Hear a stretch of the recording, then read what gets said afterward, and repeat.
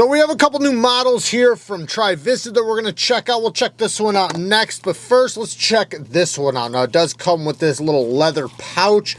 I'm not sure which direction to put it in there, but you know, I do notice that it does fit a little tighter in certain directions than others.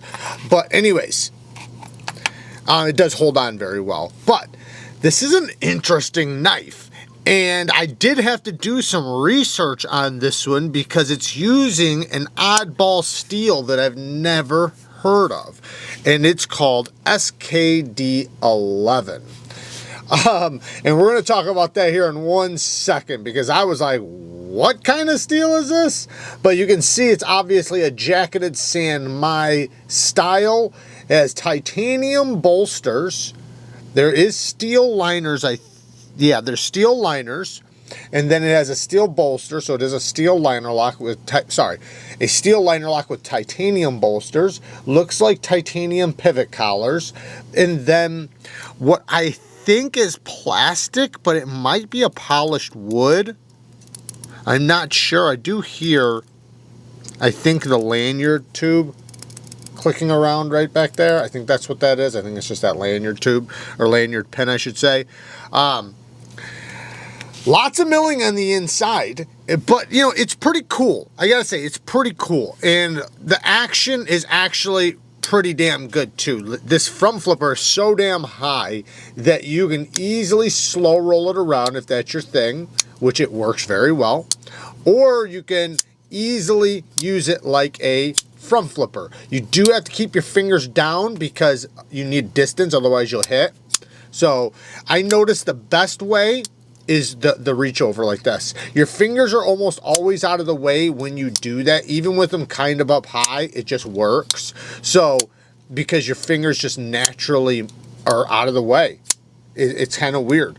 So the side finger is probably the most, not the most, I guess, but it's a very easy way to deploy without your fingers getting in the way. But you can also thumb flick it.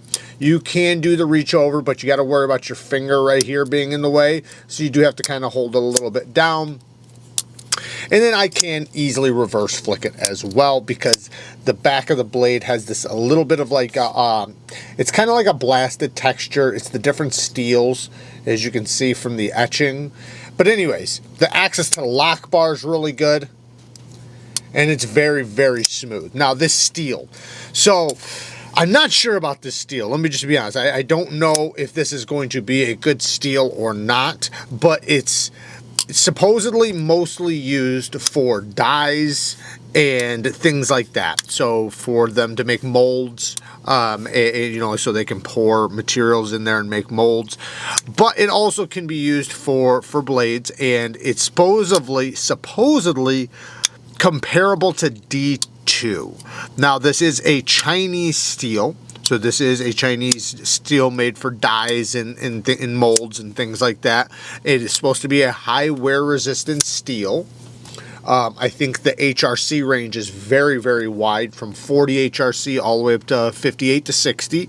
So I'm guessing for blades, you know, that's when, you know, you use it for 58 to 60, and that's when it's probably comparable to D2. Now, you can see why they would put a jacket over it. They'd probably use that for stain resistance, because D2 is not a very stainless steel. Now, I'm not calling this D2, but if it has the same corrosion resistance as D2, then that would be the reason why. Now, and I don't know. I didn't look up its corrosion resistance. I just looked up its edge retention, and it's supposed to be comparable to that. It was that and then another German steel. I forget what it was. But anyways, D2 is the most well-known, so that's the one I'm going to say. Now, nitpicks and negatives. Sharpening tool and plunge grind is bad. They put the plunge grind too close to the edge. They need to move that. Next thing, it would have been better with a clip. We always want clips. Even if you add this, nobody carries knives and things like this. Like, you know, yeah, you can maybe do it to store it, or maybe if you're gonna keep it in your car or something. I don't know. Wherever the heck you'd keep it, you could maybe tuck it into this thing in a bag or something. But for the most part, people like to carry in the pocket. So, and if somebody does want to carry right here, that's fine. They can. But for the people that don't want to carry on this and would rather carry on the belt, or sorry, on the hip, or, you know, in the pocket, whatever you want to call it. It'd be better if they had that. I personally would never carry a knife around like this. You know, maybe I would store it in there, but when I want to carry it, you know, you'd have to take this thing off. And look at this. This thing is buckled to it. So in order to take it off, you have to cut the leather, I think. Yeah.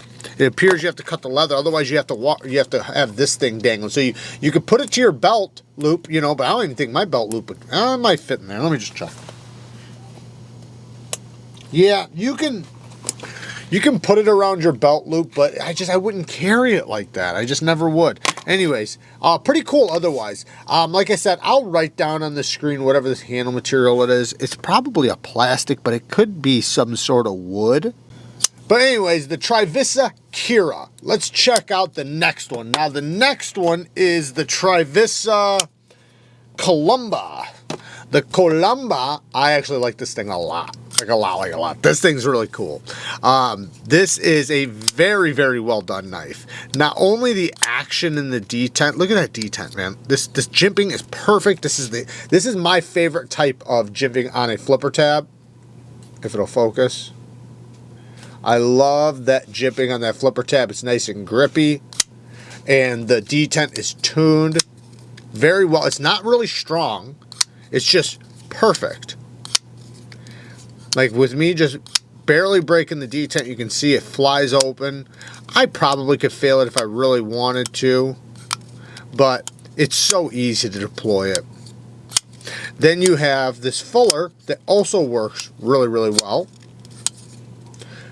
Plenty of access to it, nice and grippy. It's got a nice sharp edge, so you can do it right or left-handed. So if you are left-handed, you do have a reversible clip.